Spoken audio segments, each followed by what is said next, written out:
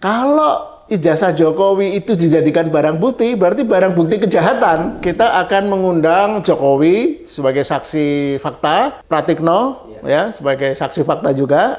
Mungkin bisa menjelaskan kenapa UGM seperti itu. Ini KPU Solo itu melakukan pembangkangan ini. Kita nggak tahu, mungkin mereka konsolidasi untuk merahasiakan. Sebaiknya nanti strategi kita misalnya ya udah kita tunda sidang-sidang sampai Jokowi dan Pratikno mau hadir. Egy ini kan terkenal ekstrim. Sebelum yang lain kan Egy duluan soal menuduh Jokowi jasa palsu. Tiba-tiba mbledo gitu. Egy dan Dharma Lubis yang memang sudah letoy.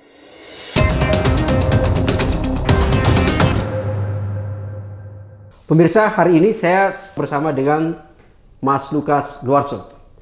Jadi netizen saya yakin semua sudah kenal lah beliau. Wartawan senior gitu ya. Dan yang menjadi penting sekarang ini lagi heboh karena beliau adalah salah satu inisiator Bon Jovi. Bongkar ijazah Jokowi.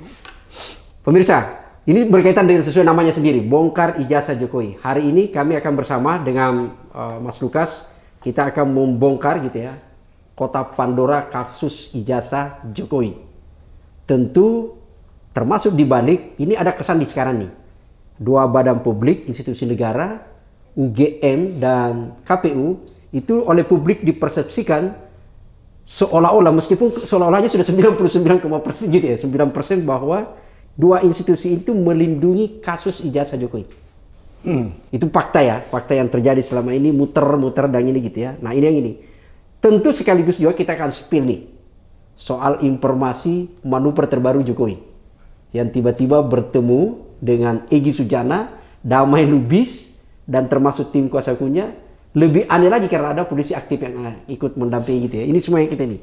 Kita mulai dulu dari yang pertama, masa persidangan kemarin. Mas Lukas gitu ya. Kemarin kan Bon Jovi kan sudah secara maraton pagi dengan UGM, lalu kemudian sama KPU gitu ya. Apa yang terjadi soalnya kemarin? Ya, jadi setelah jeda hampir 1,5 bulan, sidang terakhir kita di Komisi Informasi Pusat itu tanggal 8 Desember. Ya, 8 Desember. Waktu itu sidang adjudikasi dan sidang putusan sela. Ya. Dan saya kira kemarin itu kembali menarik ya sidangnya karena yang pertama yang dengan UGM ya.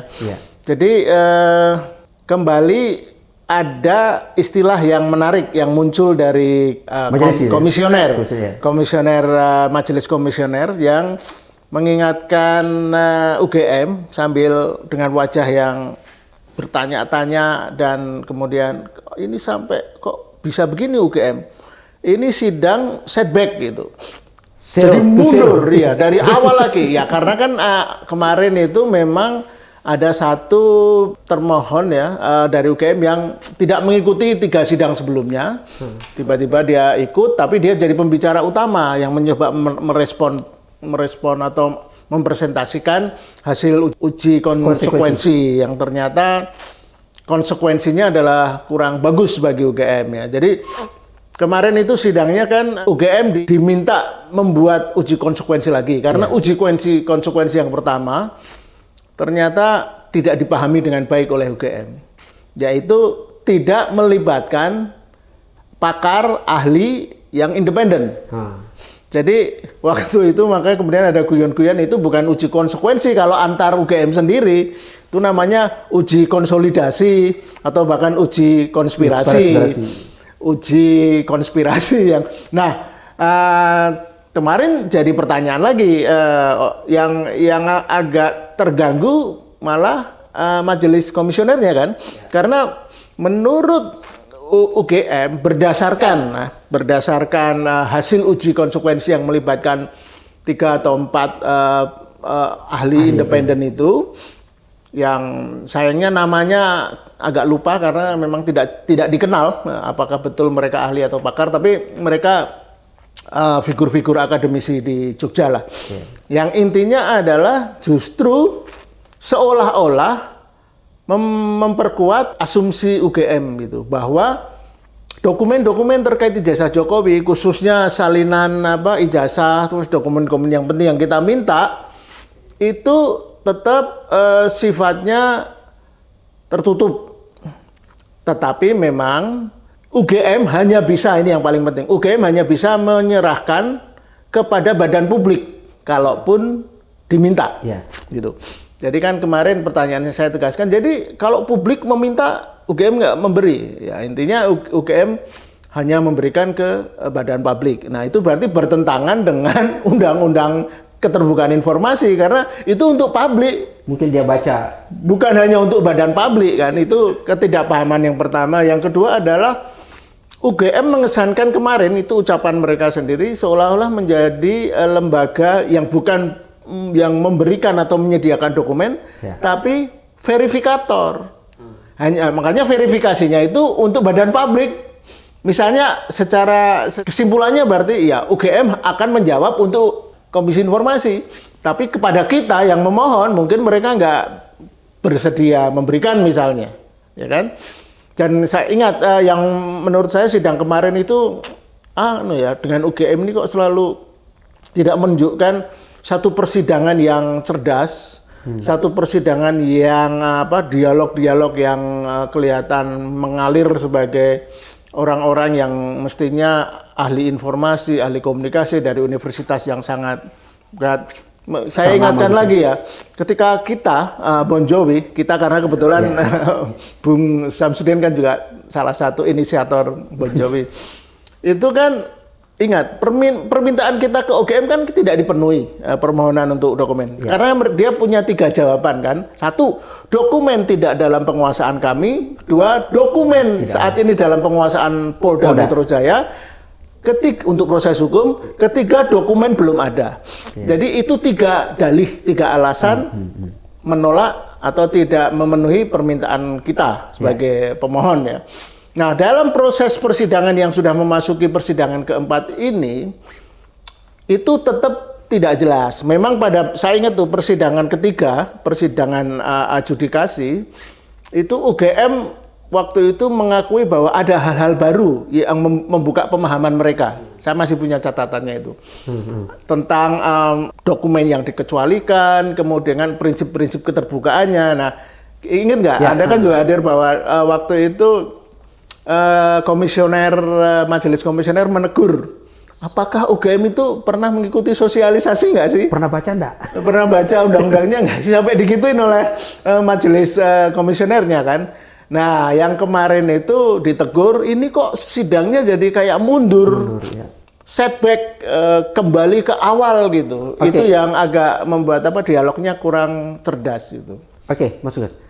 Apakah ini sesungguhnya setback itu ke belakangnya mundur disebut oleh majelis itu, apakah karena murni ketidaktahuannya betul oleh UGM gitu ya kalau kita baca, ataukah itu memang hanya karena problemnya, kan tadi disebut tuh dokumen tidak dalam penguasaan, dokumen tidak ada sama sekali, atau dia hilang dan macam-macam. Apakah ini memang problem dari secara institusi saja, atau sebenarnya dia bagian dari desain? Kalau kita coba spill apa sih peristiwa di balik ini, apakah ini memang bagian dari skenario yang ingin menutup-nutupi, atau karena memang ada kesepakatan satu komando gitu ya, baik di KPU maupun di UGM sampai tiba-tiba kok seolah-olah kompak gitu loh. Kita batasi UGM dulu ya, fokusnya ya. Menurut saya memang ada 2 kemungkinan ya, karena PPID ini kan mengikuti sidang ini, PPID-nya ya, pejabat pengelola informasi dan dokumen.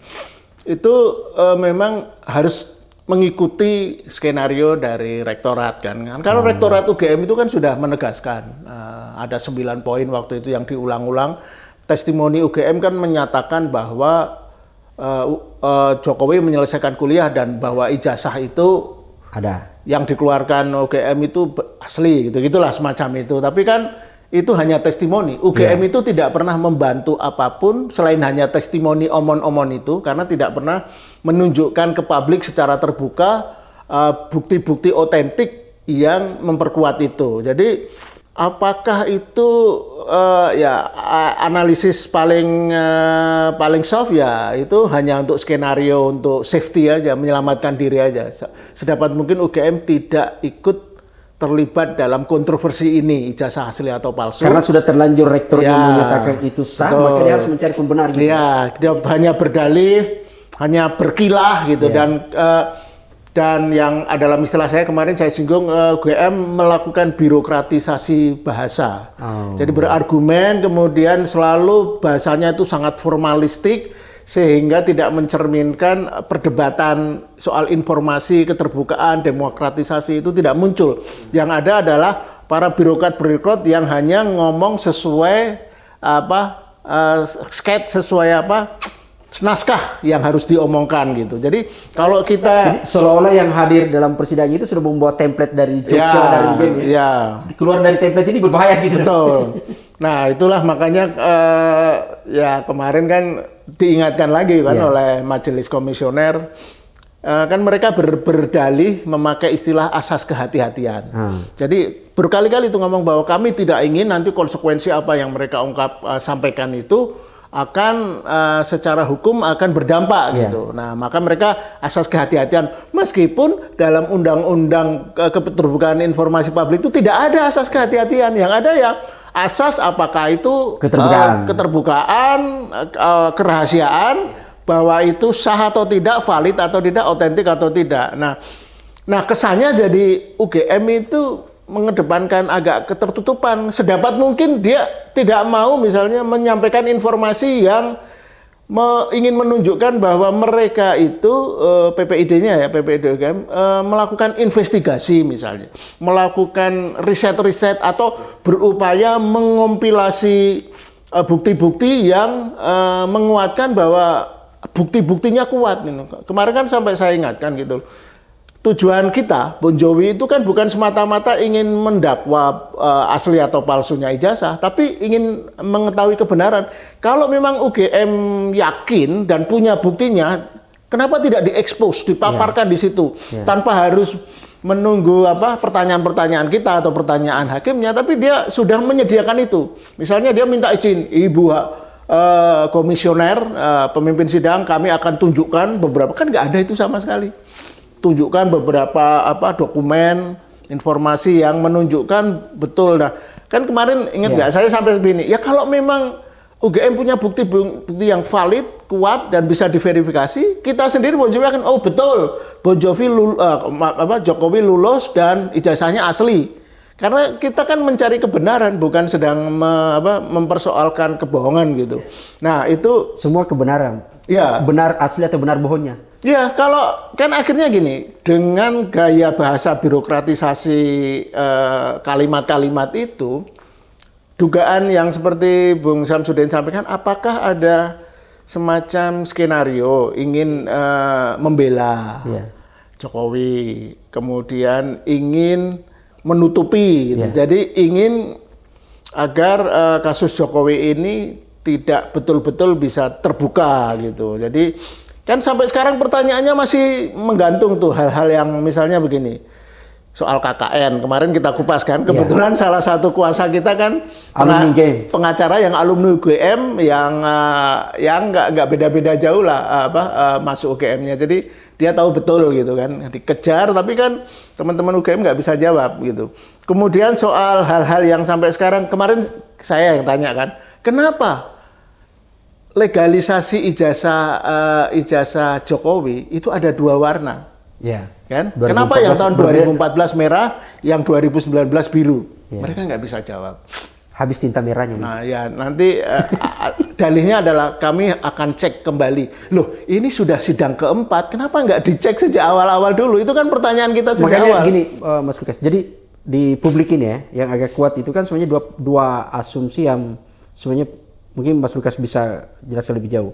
Apakah benar ini semata PPD yang hadir dalam persidangan itu adalah karena sudah terlanjur ada pernyataannya dari rektor lalu melindungi sang bosnya gitu ya? Persis. Itu apakah hanya itu atau memang ada desain besar yang kemudian terjebak mereka dalam konspirasi untuk melindungi Jokowi secara permanen gitu ya? Karena ada asumsi bahwa sengaja kasus ini dibuat menjadi kabur. Sangat panjang, molor gitu ya, supaya kemudian secara perlahan akan menjadi hilang jejaknya secara permanen gitu loh. Ya, tapi kalau itu asumsi mereka ya, memperpanjang persoalan itu nggak akan lah. Kita kan civil society seperti kita, itu kan tidak akan lelah mempersoalkan itu. Kalaupun ada satu dua, kita nanti habis ini kita ngomong soal Egy Sujana ya. Satu dua berkhianat, satu dua bisa disuap menerima uang dari Jokowi sehingga mereka berbalik.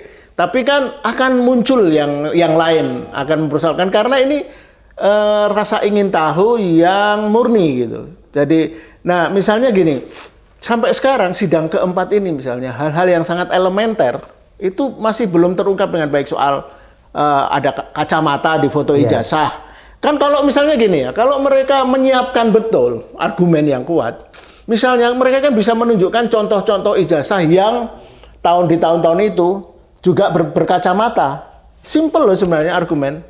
Jadi oke, soal kacamata bisa dijawab kalau mereka bisa menyebutkan ini beberapa contoh Kalau ada ijazah. fotonya pada saat KKN, itu dia pakai ijazah.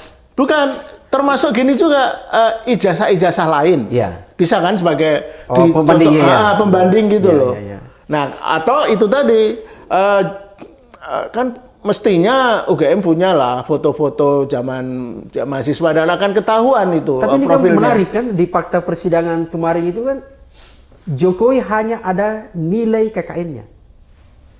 Ya. Tidak ada Laporan, tidak dan ada foto-foto, informasi kegiatan, dan tidak ada sama sekali dokumen-dokumen itu gitu ya. Jadi, dan itu yang biasanya yang lain hilang, foto tidak hilang gitu loh. iya, dan mestinya kan gini, kalau UGM itu ingin membantu mengungkap keterbukaan betul, kan ada waktu kita ini kan proses sejak bulan sidang Oktober kan? Oktober, kalau kita Oktober, jadi ada 3 bulan itu kan mereka bisa melakukan riset, meminta ke Jokowi kalau nggak punya mereka atau ke teman-teman Jokowi mengumpulkan bukti-bukti yang menguatkan gitu loh. Kan kita juga senang juga kalau UGM kelihatan serius merespon, bekerja keras untuk membuktikan itu. Jadi akhirnya kesimpulan saya, kalaupun bukan ini skenario untuk menggelapkan ya, yang ekstrim itu skenarionya ya, konspirasi itu, ya minimal kayaknya dia ingin main peta umpet. Jadi ini karakter gaya UGM itu mirip Jokowi, mempermainkan. Jadi main peta umpet. Apa tuh? Sampai dia harus peta umpet gitu. Iya, artinya cara peta umpetnya gini, mereka sangat membatasi diri untuk mengasih informasi di sidang ini. Jadi yang kita tanya nggak dijawab, tapi apalagi yang tidak kita tanya. Mereka tidak ingin menunjukkan bahwa mereka punya dokumen, data, foto, informasi, dan sebagainya. Jadi minimalis banget, pas bandrol, bahkan itu tadi peta umpet berusaha menutup-nutupi. Kalau bisa ditutupi, dipersulit, kenapa dibuka gitu. Nah ini kekanak-kanaan gitu loh. Jadi ini sangat Jokowi banget. Jadi kayaknya jangan-jangan memang ada konsolidasi atau sebagainya. Nah tapi yang menurut saya, kalaupun ya kesan saya ya, kalaupun bukan kesengajaan itu minimal berarti menunjukkan ketidaksiapan aja. Jadi seperti saya pernah singgung ya, PPID ini termasuk UGM itu menurut saya paling lemah deh, bahkan dibanding KPU ya. Karena sering tidak siap, mereka datang rombongan kan, kayak kemarin ada berapa? Lebih dari 7, 8 ya. Lebih 10 karena di belakang banyak kan gitu. Ya makanya berapa uang kampus itu habis gitu. Ya, untuk apa sih rombongan sebanyak itu kemudian tidak menambah menjadi satu perdebatan yang berkualitas gitu untuk mengungkap rahasia ini. Jadi memang ya minimal secara inosen mereka tidak siap aja, mereka tipikal birokrat yang kerja pas-pasan, dan yang paling menyedihkan sebenarnya adalah dari perdebatan itu ada inkonsistensi, inkompetensi, dan saya kira inkoordinasi juga ya. Kemarin itu ada sebenarnya menarik ya ketika majelis juga bertanya gitu ya. Apa sebenarnya dasar yang kemudian dulu kalau kita ingat, coba kita flashback gitu ya. Sidang pertama uji konsekuensi yang dilakukan oleh UGM sempat sebenarnya sudah menyebut bahwa semua dibuka. Kecuali itu kan dia menyebut bahwa hanya bisa begini karena kita hati-hati. Lalu kemudian dibantah sama majelis. Kalau Anda sudah menyatakan terbuka, harus terbuka. Begitu dicek uji konsekuensi, ternyata salah. Maka diminta uji konsekuensi melibatkan orang luar. Dia lakukan ternyata tetap orang dalam saja kan. Ini dia lakukan lagi ternyata ada orang luar, tapi yang menarik nih, akhirnya berbalik tuh. Semua menjadi tertutup. Nah, saya ingin bertanya di posisi ini, Mas Lukas. Kan kita tidak menemukan... teman-teman di Bojo kan tidak menemukan satu klarifikasi yang kita sebut misterius, harapannya menjadi terang benderang melalui persidangan ini. Satu misalnya soal tadi kacamata. Bonjoy itu contoh ya gitu. Itu ketika menyebut ini soal kok orang pakai kacamata, tapi UGM menjawab regulasinya ada. Ada aturan pada tahun 1984 dia dapat 1 lembar. Tapi kan dokumen lain tidak didapat. Nah, juga foto-foto Jokowi muda nggak ada Foto-foto yang pakai tidak ada gitu. kacamata. Jadi, itu dia gimana? Sampai sekarang nggak pakai kacamata. Nah, apakah pertanyaan saya adalah di tengah misteri yang selalu tertutup yang sampai hari ini tidak dibuka oleh UGM, apakah itu kemudian menjadi argumentasi Bon Joy menawarkan mengusulkan ke majelis untuk menghadirkan Jokowi, Pratikno, Ya, orang-orang pelaku ya. si pelaku itu gimana tuh? Sebelum merespon itu, jadi gini, kembali ke UGM nih yang terakhir, menurut saya yang paling konyol ya, yang paling menunjukkan inkompeten adalah waktu ditegur majelis komisioner bahwa jawaban UGM pertama terhadap permohonan kita kan jawaban yang tidak ditandatangani oleh pejabat PPID dan tidak kop surat. Itu fatal banget kan waktu itu. Dan tapi yang lagi-lagi ditegur majelis komisioner kan ketika keberatan kita atas jawaban UGM yang 3 itu tidak dalam kuasaan kami tidak punya itu. Kemudian keberatan kami dijawab untuk bukti bahwa banyak dokumen itu sedang di tangan Polda Metro Jaya. Padahal kan kita minta cuma 20 dokumen, tapi kemudian dijawab oleh UGM ada 505 dokumen. Yang diserahkan ke Polda Metro Jaya. Entah diserahkan, entah disita apapun lah. Tapi intinya loh, kita cuma minta 20 dokumen kok malah dikasih berita acara penyerahan 505 dokumen. Tapi sialnya dokumen itu ditutup semua. Jadi kita hanya tahu angkanya 1 sampai 505, tapi tidak tahu apa itu dokumen Kita apa disuruh saja. membaca huruf angka. Kita disuruh membaca dalam ruang gelap yang lampunya mati.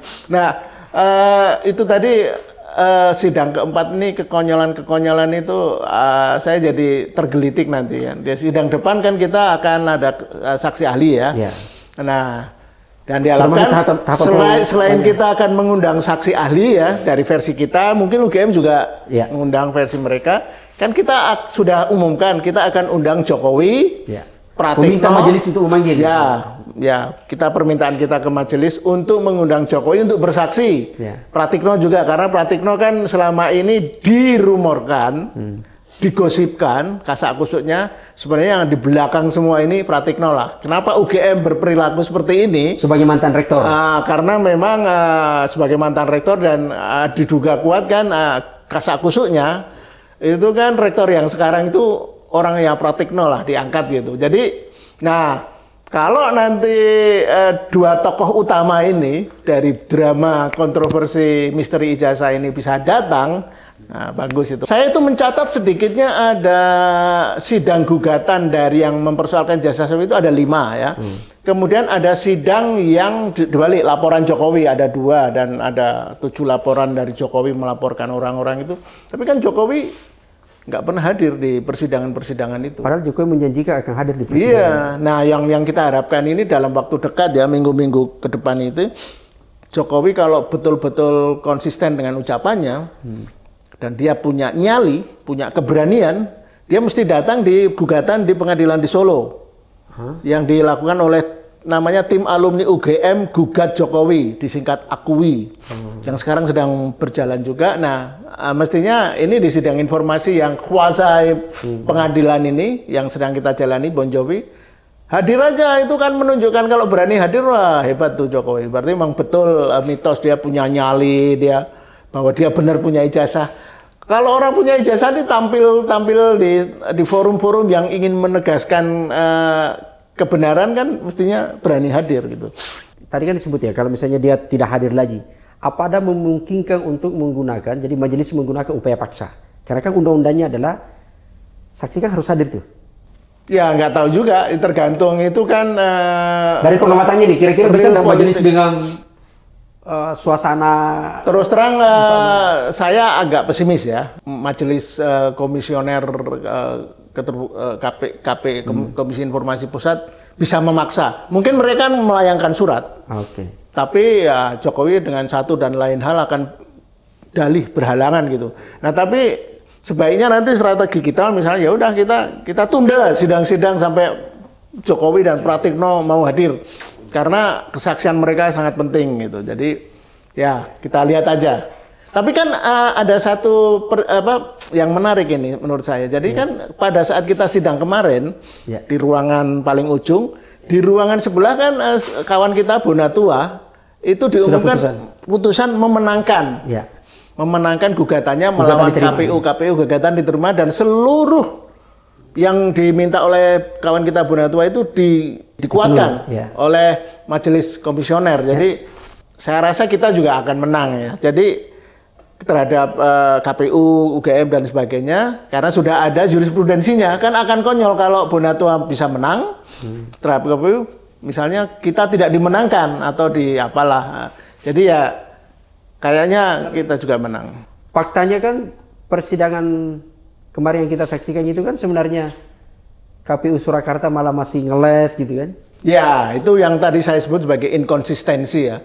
Di antara inkonsistensi, inkompetensi dan inkoordinasi yang beberapa kali saya singgung lah. Ini KPU Solo itu melakukan pembangkangan ini, melakukan insubordinasi terhadap KPU Pusat dan KPU Jakarta misalnya atau KPU Jawa Tengah. Karena KPU Pusat dan KPU Jakarta sudah memberikan salinan ijazah sampai detik kemarin itu, KPU Solo masih ingin uji konsekuensi apakah pemberian salinan ijazah bisa atau tidak. Atau jangan-jangan dia tidak punya. Dia punya, tapi itu tadi pembangkangan. Jadi dia merasa kan karena gini kan, kenapa kita juga minta KPU Solo? Kita kan ingin tahu apakah ijazah yang diserahkan Jokowi waktu mendaftar sebagai wali kota 2 kali itu tahun 2005 dan 2010 itu ijazah Dr. Andes apa ijazah kan itu insinyur? yang sempat di netizen ribut kan? Ketika kemudian KPU Surakarta sampai kemarin bertahan tuh. Lalu kemudian ada yang menyebut, kalau kan Surakarta membantah bahwa tidak ada narasi dari KPU soal Dr. Andes atau insinyur. Tapi kemudian dia hanya testimoni lagi kan? Dokumen itu diperlihatkan, itu gimana sebenarnya? Itu lagi-lagi yang saya tidak dalih lah. Jadi seperti UGM, KPU itu juga ingin asas kehati-hatian, mengedepankan asas yang tidak ada itu di karang-karang itu. Dan mereka ingin ngeles saja supaya itu bukan menjadi beban pembuktian, bukan di tangan mereka. Jadi biar orang lain aja ya, misalnya KPU ya biar UGM aja yang ngasih bukti dan sementara UGM biar KPU. Jadi dibolak-balik seperti itu ya. Jadi ya memang yang kita prihatin ya, sesudah keterbukaan informasi publik Undang-Undang KIP ini berlaku sejak tahun 2008. Sudah diundangkan dan 2010 efektif, jadi sudah 15 tahun lebih. Ternyata etos kerja, mentalitasnya masih ketertutupan. Jadi mereka itu tidak sadar menjadi birokrat-birokrat untuk keterbukaan informasi, tapi sebenarnya hanya humas saja. Masih rezim tertutup. Iya, ketertutupan, kerahasiaan, ini harus dilindungi nih pejabat-pejabat negara dan sebagainya. Kalau jalan-jalan perjalanan desanya terbuka, karena dia posting-posting gitu. Tapi saya ingin mengomentari ini yang awal disinggung itu, tentang drama terbaru ya, tentang Egy Sujana ini. Sebelum kita ke situ, saya ingin masih agak penasaran tuh di UGM gitu ya. Sampai kemudian menutup, ada satu hal itu, ketika melakukan uji konsekuensi kan mereka memperhadapkan antara dua undang-undang tuh, undang-undang PDP perlindungan data pribadi dengan undang-undang keterbukaan informasi gitu ya. Bahkan UGM berkali-kali itu kemudian mencoba mengutip pasal 17 Undang-Undang Nomor 4 2008. Jadi Undang-Undang Nomor 4 itu pasal 17 yang dikutip bahwa data pribadi tidak boleh. Tapi dia tidak mau membaca, bukan tidak mau ya. Dia apakah sengaja atau tidak sengaja, dia kemudian tidak membaca, mengabaikan pasal 18 gitu loh. Padahal di pasal 18 ini menarik ya, pasal 18 itu di ayat 2 kan dikecualikan soal kepentingan publik, tapi ada yang menjelaskan bahwa kalau itu pertimbangannya di pasal 17 kan mengganggu ketertiban umum, stabilitas negara, atau kemudian soal ya kalau kita menyebut privasi, ada asusila, ada macam-macam, ada keguncangan negara lah ya gitu ya. Tapi kan di situ di pasal 17 menyebut bahwa kalau berkaitan dengan data pribadi, maka yang kemarin dipertanyakan tuh, harusnya UGM pada saat uji konsekuensi atau sebelumnya itu bertanya ke Jokowi, apakah Anda keberatan kalau kami buka ini? Iya, Nah, itu kan dia tidak jawab gitu. Mestinya Pertimbangan berkoordinasi itu, ya. koordinasi Ya itu gitu. tadi sudah saya singgung jawaban awal saya. Tidak pernah ada konsolidasi kayaknya. Paling nggak yang ditunjukkan UGM di depan persidangan ya. Kita nggak tahu. Mungkin mereka konsolidasi untuk merahasiakan koordinasinya. Oh, pokoknya ini jangan dibuka. Pokoknya ini harus ditutup. Jangan pernah singgung soal hal-hal. Karena ada yang menarik tuh, kalau kita semua saksikan gitu ya. Ada yang menarik ketika dicecar pertanyaan, pihak UGM langsung menjawab bahwa kita serahkan kepada majelis apapun keputusannya. Itu kan soal langsung lempar. Padahal ini baru persidangan ini gitu loh. Jadi agak. Ya itulah.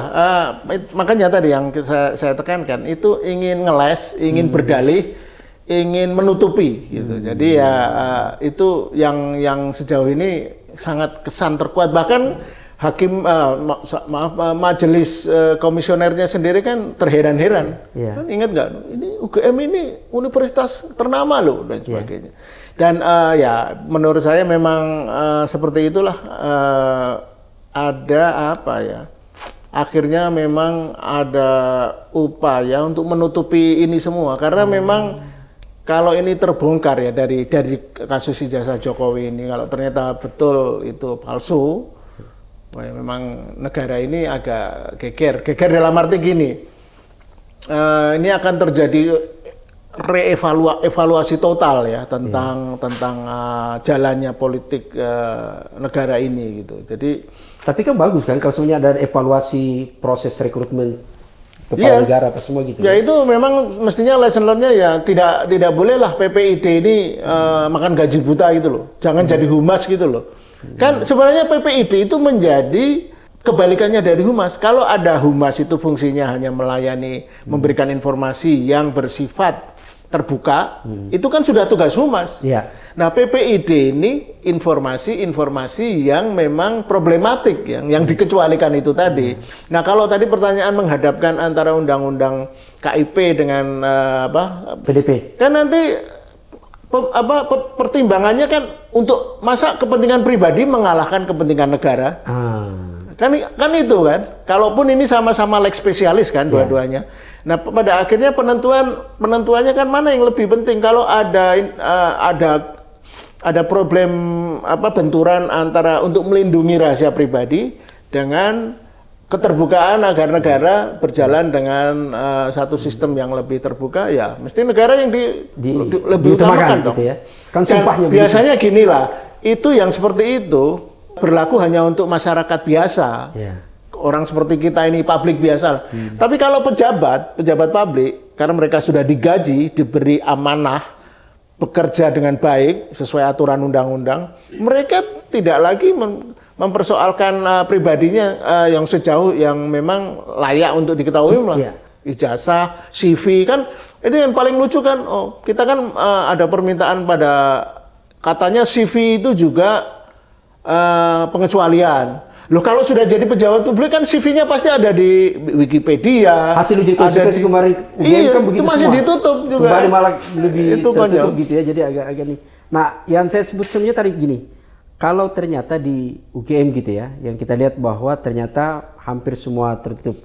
Lalu yang saya sebut tadi itu menggelitik adalah ketika menyebut bahwa sudahlah kita serahkan ke majelis gitu ya. Apakah ini bagian dari skenario atau memang karena kita lihat tuh selama proses persidangan kan majelis itu betul-betul dia proaktif kan mengejar tuh, menggali fakta persidangan, ikut menohok pertanyaan-pertanyaan yang bisa berupaya mencari apa benar sih Jokowi itu pernah kuliah, apa benar Jokowi itu pernah KKN, seperti KKN gitu kemarin ya. Nah itu seperti KKN kemarin kan, itu kan menarik tuh misalnya ketika dia disebut KRS-nya mana, itu kan menarik tuh, kan tidak ada.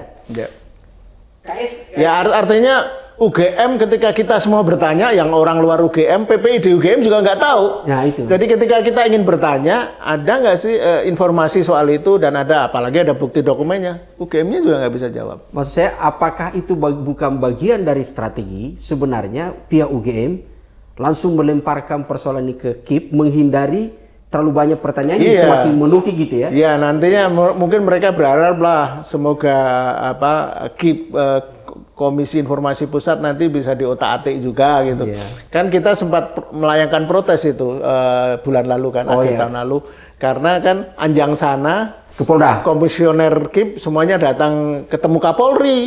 Oh iya. Yang kebetulan kan pertemuan itu sehari setelah sidang kita kedua kan atau ketiga itu, dan Termonya Polda. KIP, komisioner ketua KIP-nya memberikan apa semacam pengakuan, penghargaan bahwa kepolisian itu salah satu atau bahkan institusi yang paling terbuka. Itu kan konyol banget, nah, karena kita tahu, kita kan punya pengalaman. Kita kan yang sempat waktu itu jadi pertanyaan publik, dianggap kita kalah kan karena putusan selah majelis KIP ternyata tidak mengabulkan permintaan kita kan, gugatan kita, karena sebenarnya masalah teknis, karena waktunya terlalu awal 2 hari. Tapi kan sebenarnya kepolisian itu memang tidak merespon. Makanya ketika kita sudah mengajukan lagi permintaan sampai sekarang belum direspon kan? Iya. Nah, nanti kita akan bongkar nih, khusus nanti berarti kita akan ada sesi khusus setelah UGM dan KPU selesai, khusus dengan Kapolri ini nanti, kepolisian maksud saya. Jadi, ya ini yang akan rame. Dan kembali ke itu yang tadi pertanyaan soal Egy itu ya. Iya. Karena kan kebetulan ada 2 orang kepolisian yang ikut cawe-cawe, ikut menjembatani kan. Tapi kan yang menarik di balik itu, Mas Ugas. Coba kita lihat, saya senang menggali di belakang itu ya, di balik itu sebenarnya untuk kita coba spill apa sih yang terjadi di balik itu ya. Di saat ketika institusi KIP begitu sangat getol gitu ya, melakukan tekanan, bahkan seolah-olah benteng pertahanan itu mulai retak ke KPU, kan KPU akhirnya kemudian membuka. Meskipun masih terbatas. Lalu bahkan kemarin hasil uji konsekuensi semua akan dibuka. Lalu kemudian UGM yang awalnya tidak ada sama sekali mulai perlahan. Meskipun dengan alasan berkasnya sudah hilang semua. Pengecualian. Nah, ketika pada saat KIP itu memperlihatkan tarinya, ikut terlibat dalam kewenangannya menggali fakta-fakta itu kan tiba-tiba ada manuver baru tuh dari Jokowi. Justru yang tersangka Egy Sutiana dengan Damai Lubis ya. Itu kan tiba-tiba dipanggil kan, ketemu di Solo, ditemani oleh tim hukumnya, dan lebih parah lagi karena ada polisi. Iya, yang saya dengar dari info teman-teman ya. Itu gimana? Iya, yang saya dengar tuh sebenarnya itu rekayasa udah lama. Oh. Bahkan sejak April si Roy Suryo cerita ke saya bahwa ketika rombongan ini tim pembela ulama dan kan ketuanya kan si Egy ini, tim TPUA ini, tim pembela ulama dan aktivis kan. April itu kan entah satu dan lain hal kan dia nggak nyampe ke sana. Dan waktu itu dianggap karena dihalang-halangi dan sebagainya. Dan sekarang analisisnya, oh memang sengaja. Jadi memang sudah didekati sejak April itu. Oh jadi bukan dia ketinggalan angkot gitu. Iya, bukan ketinggalan atau dihalangi, tapi memang dia sengaja nggak nongol.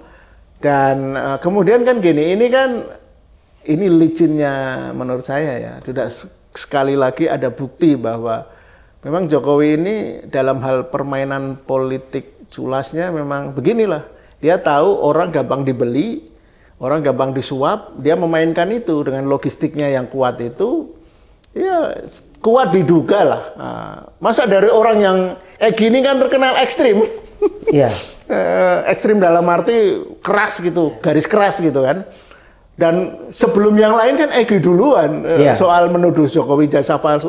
Tiba-tiba mbledo gitu dan mau datang bahkan mungkin minta maaf dan sebagainya, dan itu kita belum jelas faktanya, tapi mau datang saja itu menurut saya. Terus memang kemarin sekian lama itu mempersoalkan ijazah Jokowi, kamu sedang gagal otak. Sekarang baru sadar bahwa ijazahnya ternyata tidak palsu. Yang kemarin itu sedang mengalami halusinasi.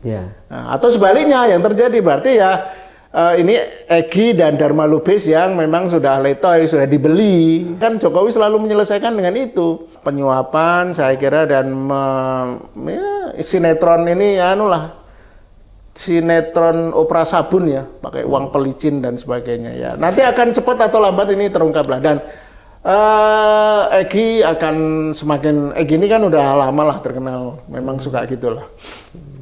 Dan artinya ya salah langkah lah dia. Kalau dia mau sedikit lebih smart, lebih strategis, ya udah dia diem aja.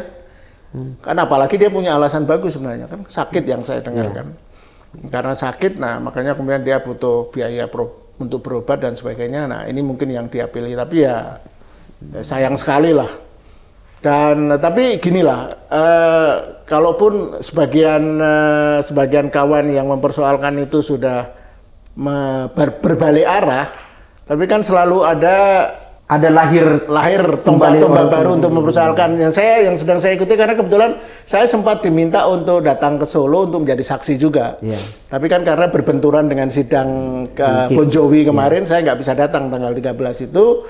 Dan sidang gugatan di Solo ini tim alumni UGM gugat Jokowi, akui oleh Taufik dan kawan-kawan itu bagus tuh. Salah satunya yang menarik adalah putusan Hakim PN Solo itu yang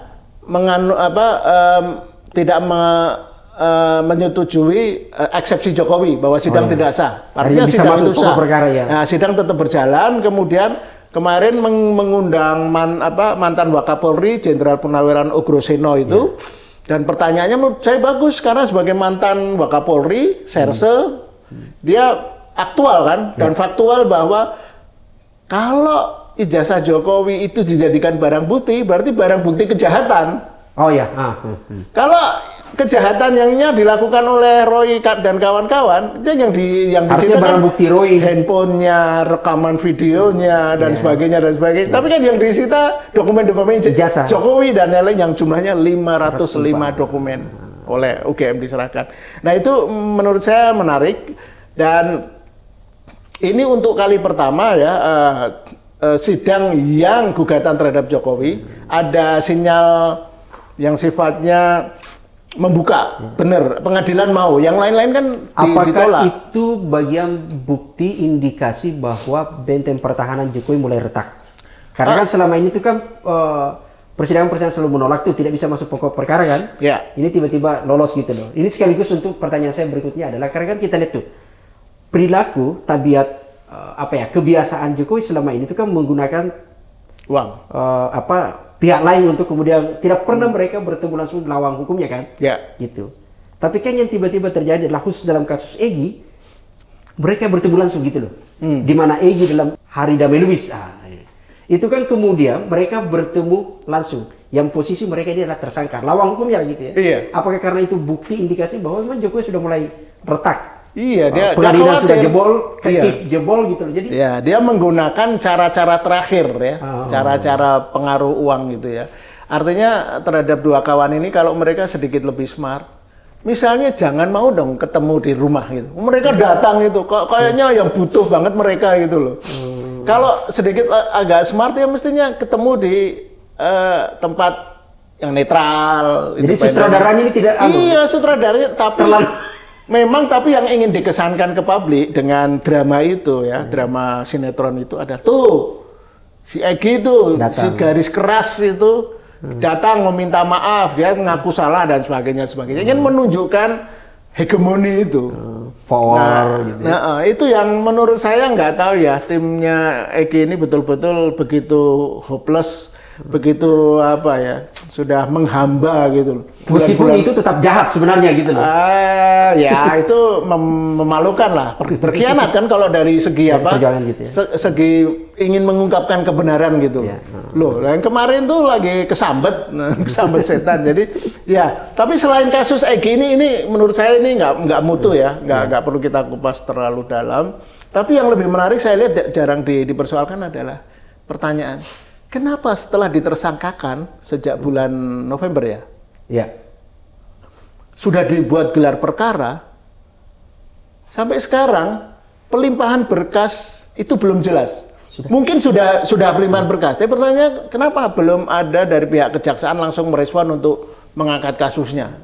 Dugaan saya sebagai orang yang pernah mengalami proses hukum ya, kan kejaksaan ini kan tahu lah ini pasti permainan politik lah ya, dan dia tidak ingin kan mendapat getah gitu. Ini permainan Jokowi dengan kepolisian, Parcok.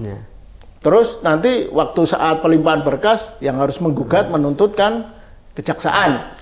Nah kan kejaksaan juga kalau kasusnya nggak kuat nanti ternyata tidak kuat, tidak ada bukti yang memadai dan kalah gitu kan, diperadilankan dan sebagainya. Mereka yang dipersoalkan. Orang-orang kejaksaannya akan karirnya mandek kan.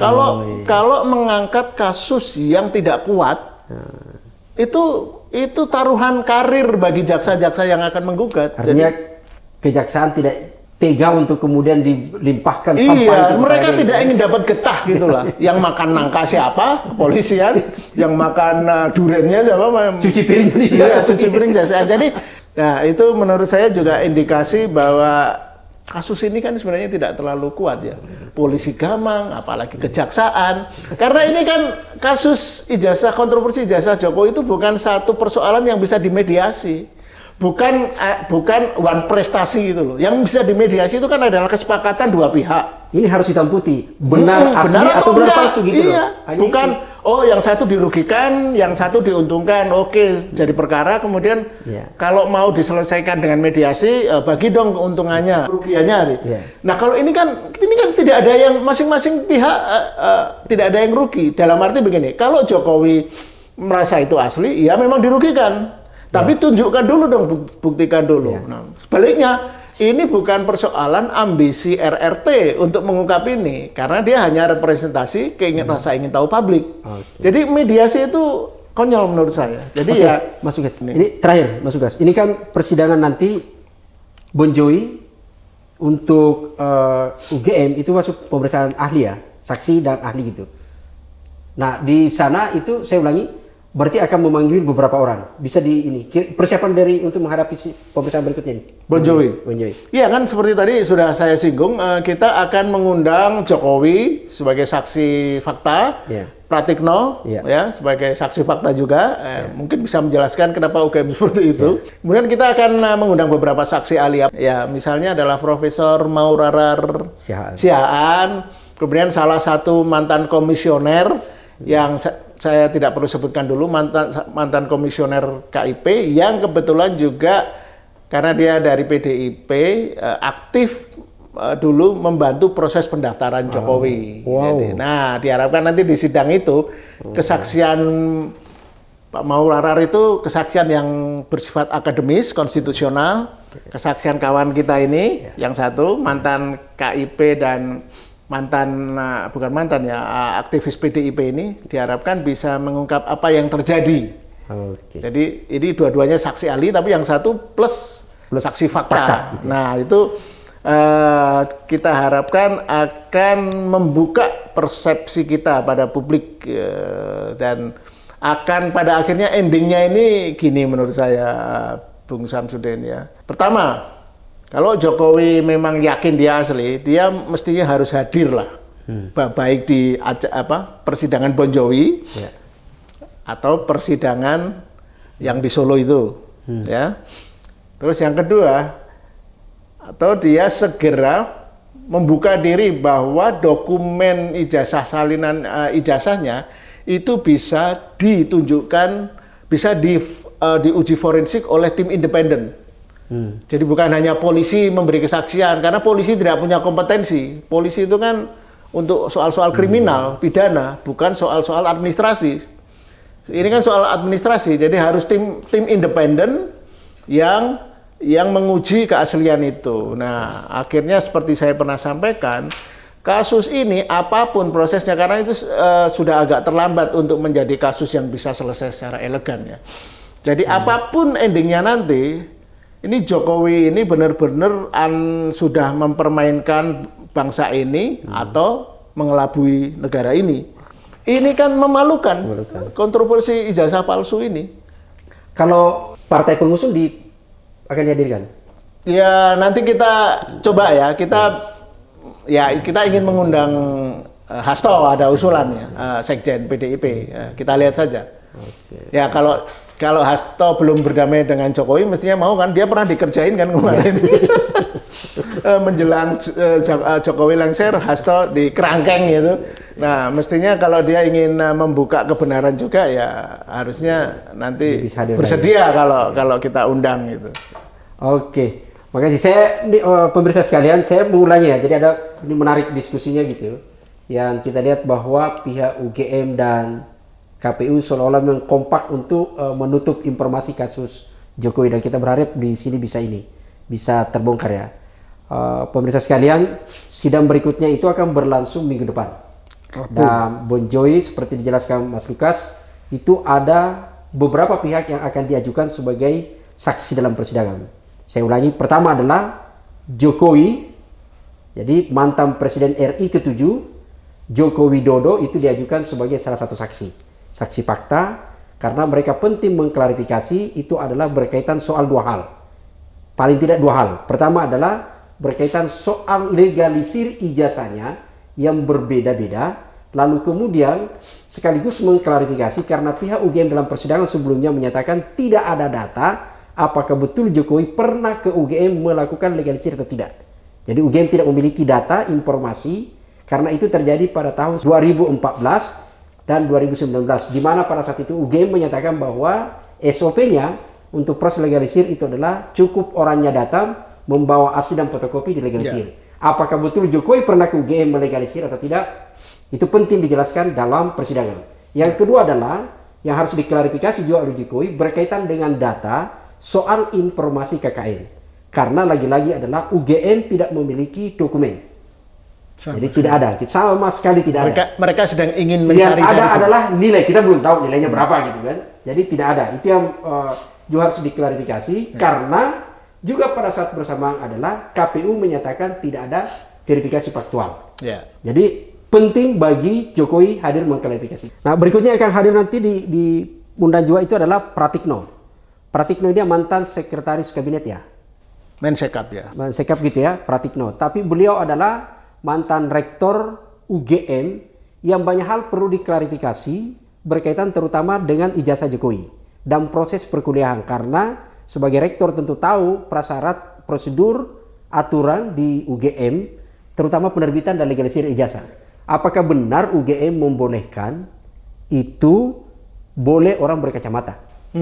Apakah benar UGM itu bisa orang lulus dalam 5 tahun di Eksat dengan IP hanya 2,5 sekian. Dan gitu juga kan? yang misteri adalah kemarin di sidang di Solo itu ditunjukkan bahwa ijazah Fakultas Kehutanan yang dikeluarkan tahun 1985 itu dikeluarkan tertanggal Mei 1985. Sementara November. ijazahnya Jokowi November. Nah itu ada keanehan-keanehan, inkonsistensi itu yang cepat atau lambat. Kecuali kalau 2 kali sudah gitu ya. Nah, artinya seperti artinya semua ini harus dijelaskan mestinya oleh Pratikno.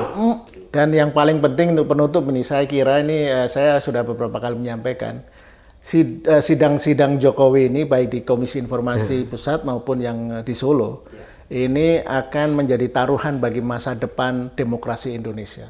Apakah apakah demokrasi masih akan berlaku, demokrasi menang, atau rezim ketutupan, rezim kerahasiaan, rezim otokrasi yang menang. Jadi politikus yang merusak tata aturan negara ini bisa melenggang. Ya, itu taruhan. Menurut saya masyarakat Indonesia, rakyat Indonesia jangan membiarkan hal ini terjadi. Sampai jumpa pada edisi berikutnya.